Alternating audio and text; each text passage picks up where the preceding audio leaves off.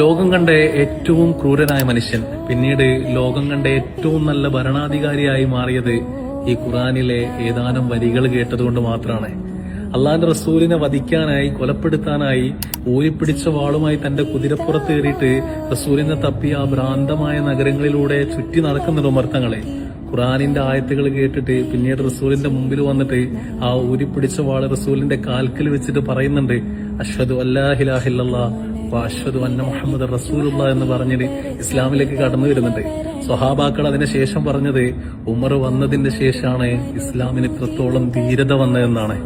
യൂഫ്രട്ടീസിന്റെ നദീതീരത്ത് ഒരു ആട്ടിൻകുട്ടി വെള്ളം കിട്ടാതെ മരണപ്പെട്ട് കഴിഞ്ഞാല് നാളെ അള്ളാന്റെ കോടതിയിൽ അതിനുപോലും ഞാൻ ഉത്തരം പറയേണ്ടി വരുമെന്ന് പറഞ്ഞ സൂക്ഷ്മതയുള്ള ഭരണാധികാരി.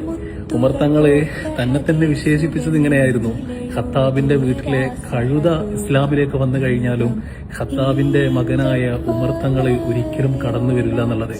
ആ ഉമർ തങ്ങള് ഇന്ന് അന്ത്യവിശ്രമം കൊള്ളുന്നത് റസൂലിന്റെ ചാരത്താണ്, റസൂലിന്റെ ഏറ്റവും നല്ല കൂട്ടുകാരൻ. അതുപോലെ ആരെയും കണ്ട് നമ്മൾ വിലയിരുത്തണ്ട. ഇന്നല്ലെങ്കിൽ നാളെ ഉമറിനെ പോലെ നിങ്ങൾക്ക് മാറാനുള്ള അവസരം പടച്ചോൻ കൊണ്ടുതരും. ബിലീവ് അല്ലാഹ്.